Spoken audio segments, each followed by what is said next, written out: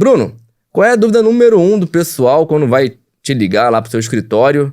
O que eles procuram saber para resolver os problemas? Cara, pensando muito nas agências e o pessoal que trabalha com turismo, acho que a dúvida número 1 é em relação a contratos, né? O pessoal pergunta sempre se tem que ter aquela formalidade para fazer um contrato para o cliente assinar, mandar de volta assinado, ou se ele pode mandar tudo pelo WhatsApp, se ele pode fazer por um formulário no Google Forms, como é que fica essa situação. E uma coisa que eu sempre falo para os nossos clientes, para as pessoas que nos procuram, é que, em regra, o contrato ele não precisa assumir uma formalidade, uma forma específica de papel assinado. Essa é a regra, tá, geral aqui. Não precisa aquele papel, então, mais? Não precisa, não precisa. Não, há muito tempo. Isso aí desde o Código Civil de 2002 veio falando sobre isso, que apenas contratos que precisam de uma forma específica definida em lei. Por exemplo, contratos imobiliários, você precisa ir lá registrar no cartório e tudo mais. Agora, contratos de relação de consumo, de prestação de serviços, em regra, não precisam de uma formalidade específica. Legal. Agora, uma questão que eu sempre falo para os clientes, apesar de a lei não exigir essa formalidade, por questões de prova, por questões de organização, de definir as regras do jogo, é sempre melhor você ter alguma coisa escrita. Porque, em regra, o contrato ele pode ser até verbal. Se eu combinar com você aqui, a gente apertar a mão, em regra está valendo. A grande questão é como a gente vai provar aquilo que eu me obriguei, o que eu obriguei a outra parte, para poder exigir dela a parte do contrato. Né? Porque o contrato nada mais é do que um acordo de vontade. Eu quero contratar um pacote de serviço turístico com você, você quer me vender um pacote de serviço turístico, a gente combina o preço X, eu te pago esse preço X, você presta o serviço. É um acordo de vontade, tranquilo. Se vai fazer isso pelo WhatsApp, é válido? É. Inclusive tem decisões em tribunais reconhecendo acordos sendo celebrados por WhatsApp com um joinha, com um emoji.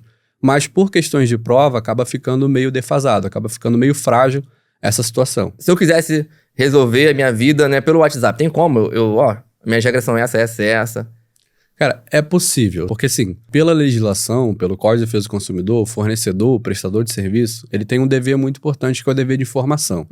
E não é só qualquer informação que ele deve prestar, a lei fala que é informação adequada e clara. Então, ele tem que comunicar para aquele consumidor, para aquele cliente, exatamente aquilo que ele está contratando, exatamente aquilo que está naquele pacote, o prazo, condição, o preço, e ele tem que anuir com aquelas condições para poder fazer o pagamento em relação às regras do jogo. O contrato é o documento onde você vai colocar as regras do jogo. Precisa ser uma coisa engessada, um papel para o cliente imprimir e assinar? Não necessariamente. A grande questão de você fazer tudo pelo WhatsApp é a organização daquele prestador, daquela empresa, daquela agência, em pegar aquelas informações, separar, deixar registrado dizendo que ele anuiu. Só que também, por outro lado, hoje no judiciário, há muito um questionamento se print de WhatsApp serve como prova. Então você imagina que aquele prestador, aquela agência está fazendo tudo pelo WhatsApp, mesmo separando os prints. Quando essa situação é questionada no judiciário, o juiz invalida aquelas provas, não considera como válido. Então, vê como pode ser um pouco complicado. Embora não necessite de uma forma específica para celebrar aquele contrato, para resolver aquela situação, pode ser verbal, pode ser um aperto de mão, mas se alguma coisa vier a ser questionada, pode prejudicar a agência, porque o juiz pode não considerar aquela prova válida. Um print, mesmo que ele tenha o original ali ainda no celular, será que também?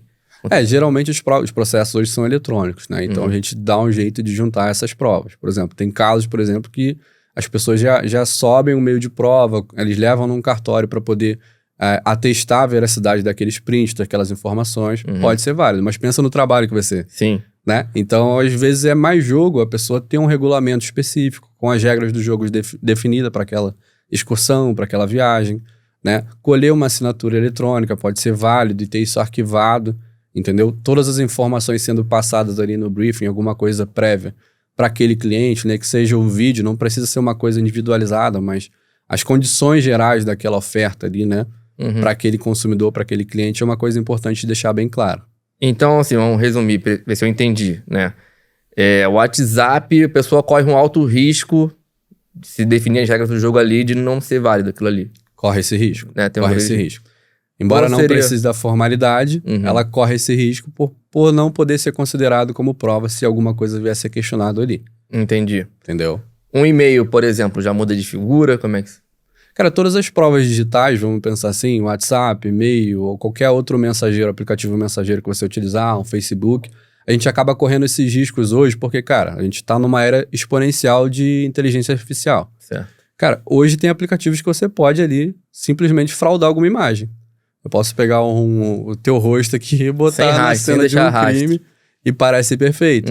Então, os juízes já começaram a considerar isso. Que as pessoas podem forjar provas. Então, isso começa a ser muito questionado. Mas aí depende também de onde vai cair esse processo, né? Quem vai analisar esse caso, quem é o juiz que vai analisar. É uma coisa que não é pacificado hoje em dia. Então, como eu disse, se a agência, essa empresa, está utilizando o WhatsApp para fechar o negócio, pagamento, tudo por ali, é válido? É válido. A grande questão é se isso vier a ser questionado. Então, às vezes, vale um investimento maior em segurança, em organizar essa situação toda, né? Ter esses contratos um pouco mais organizados, coisas um pouco mais definidas, porque é um investimento que ele vai fazer agora, mas que vai evitar uma dor de cabeça maior lá na frente.